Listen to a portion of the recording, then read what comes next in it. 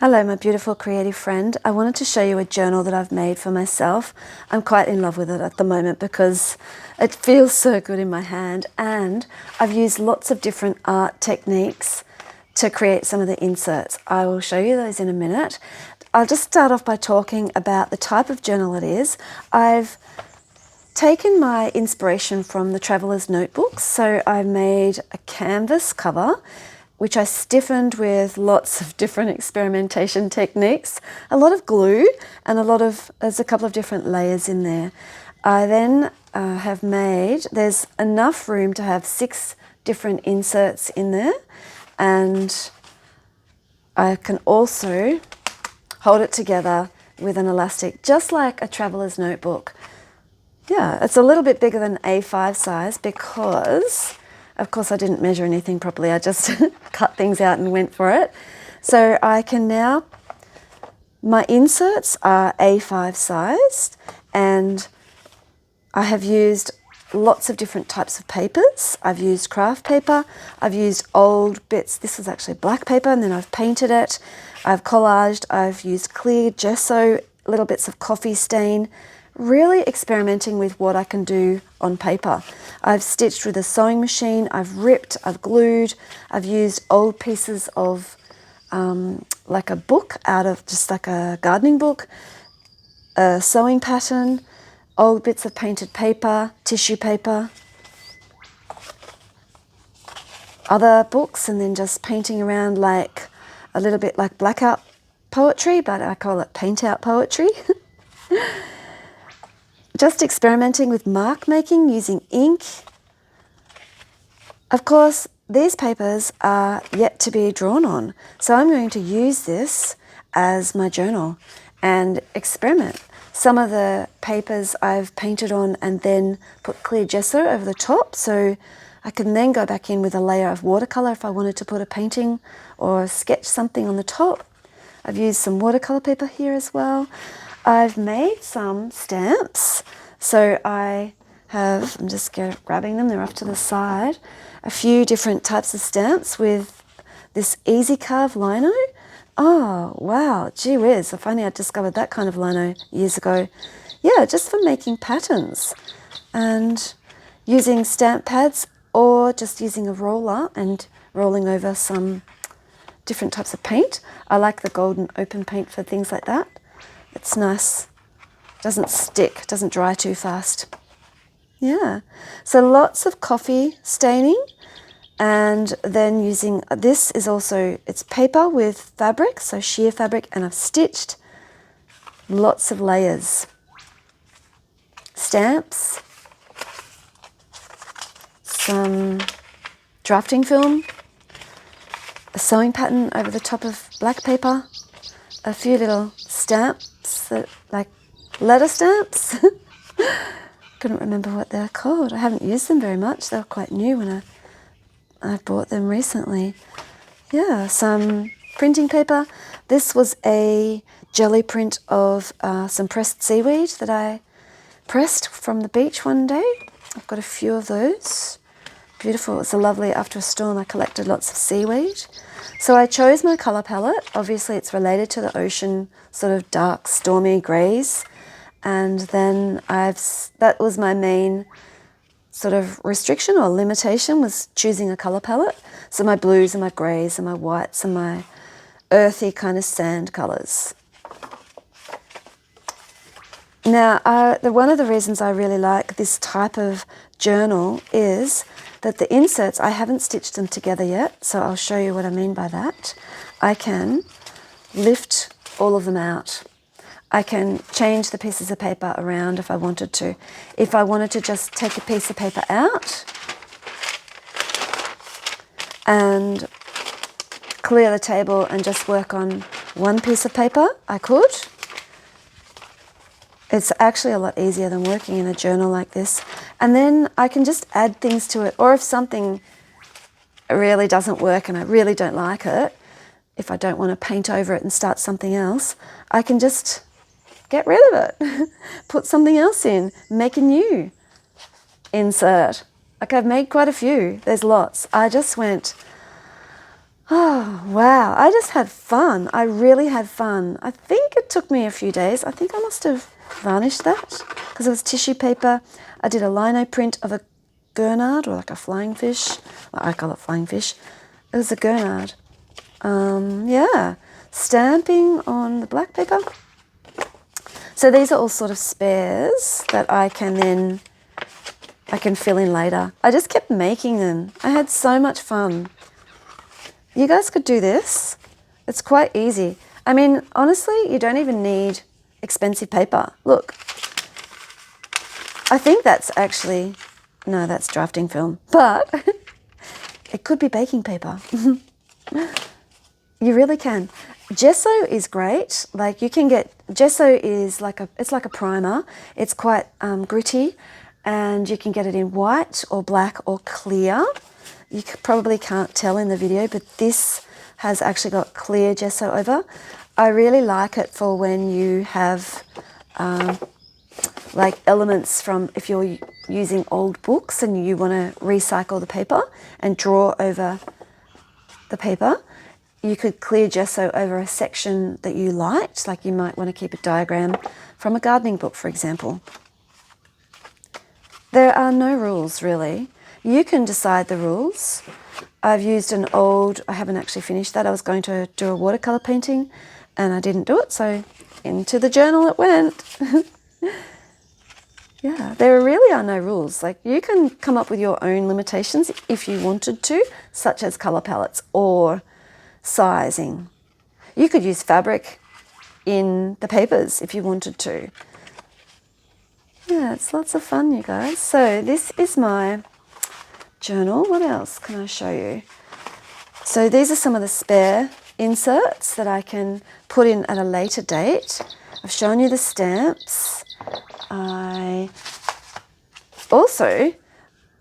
So one of the easy ways to kind of create, let me see if I can find a page. Here we go. A page like this, where I've used a piece of artwork or something that, you know, just a small piece of watercolour paper I had left over, and I was testing something and I've stitched them together. You can use bits. It doesn't even have to, you don't even have to have whole pieces of paper. And you can glue, or you can stitch, you can hand stitch, you can use a sewing machine. You can put pieces together. So you can just use what you've got. You can recycle anything, literally anything. Old books from the op shop, coffee stained ink or black gesso, watercolour paper.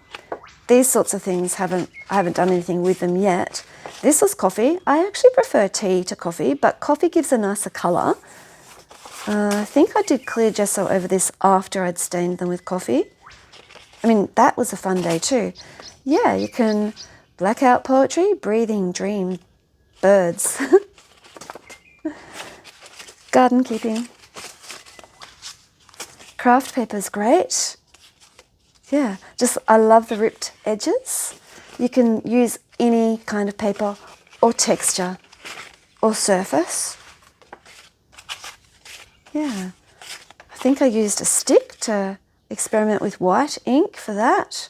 I don't know what that was, can't even remember.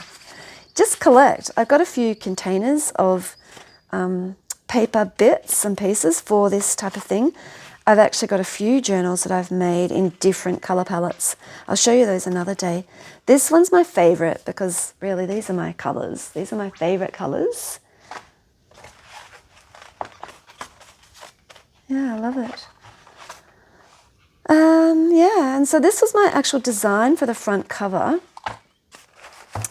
I was inspired by radiolarians. So radiolarians are ball-shaped marine protozoans that have small spines radiating from the shell, and they have a skeleton containing silica. They're usually found in the upper layers of all of the oceans.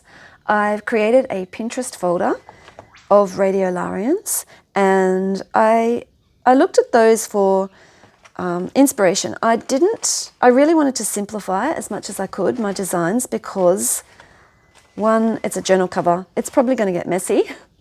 And two, it's a journal cover. I didn't want to go into great depth and put all the shading in. I just wanted some line work, some simple line work.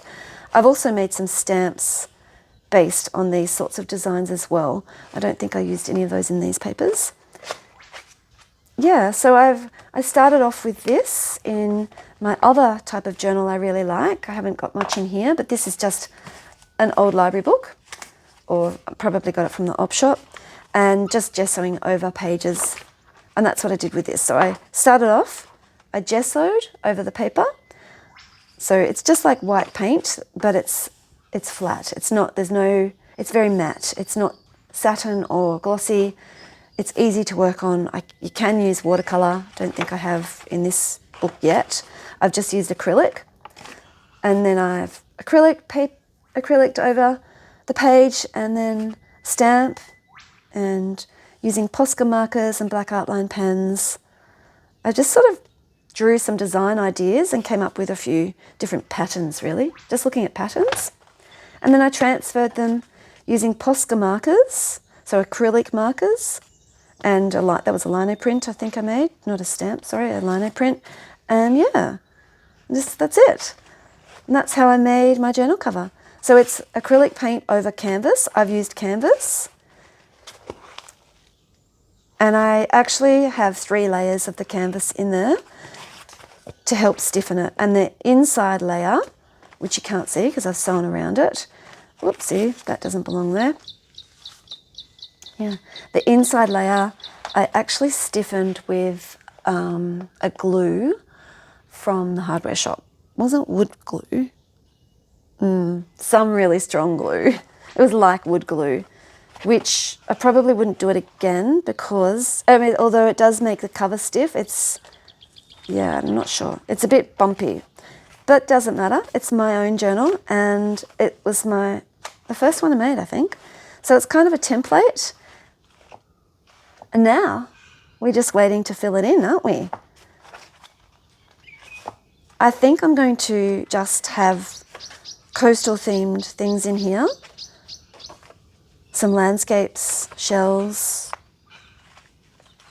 birds, obviously. Coastal birds from the far south coast of New South Wales. I think I'd like to stick to our local area for things that I draw in here. Yeah, I really love this beautiful journal. It feels so nice. Look at it. I hope you guys have got a really special journal. If you haven't got one, these are pretty fun to make. It did take a little while. Otherwise, you can just start with a book. Go to the op shop. Oh, this is stuck together. I don't recommend using acrylic paint anymore, actually. I like acrylic gouache.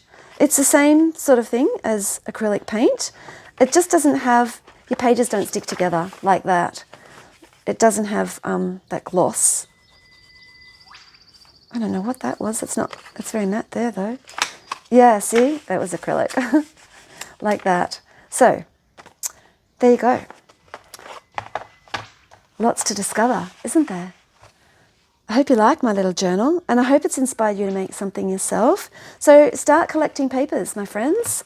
Start collecting fabric. Think of a colour palette that you might like to work with. If you're doing a nature journal, maybe you just want to go with earthy tones. Maybe black and white is fine. Maybe you just want to go the whole rainbow. And just, yeah, that's really nice too, because then there's no limitations and you've got total freedom. And that's the best part about making art, really, isn't it? Having lots of freedom and just being able to express yourself. These are, so easy carve lino and lino carving tools, very, very soft and easy to carve. So you can put them on a stamp pad, like an ordinary stamp pad, or you can, I think I used a glass palette and I rolled the paint onto the glass palette and then I pressed the stamp onto the glass. I will give more demonstrations of how I've made all of this stuff at a later date, or maybe I might do a Zoom workshop, or maybe an in-person workshop one day. There you go. That's my favourite journal. I really love it. I just love touching it. And one more thing before I go. There's no preciousness. It is precious to me, but not really, because I can just make more pages. I can just draw something over the top of this. I can experiment with different media. If it doesn't work out, it doesn't matter. There's plenty more. And then I can just make more and more. Yeah. I get a little bit addicted to things, creative things. There you go. Thanks, guys. Hope you watched it and watched it to the end and really liked it. Hope you got something out of it. And I think I'm just procrastinating now from going and drawing in it, aren't I? Have a great day, and I will talk to you another time. All right. See you later.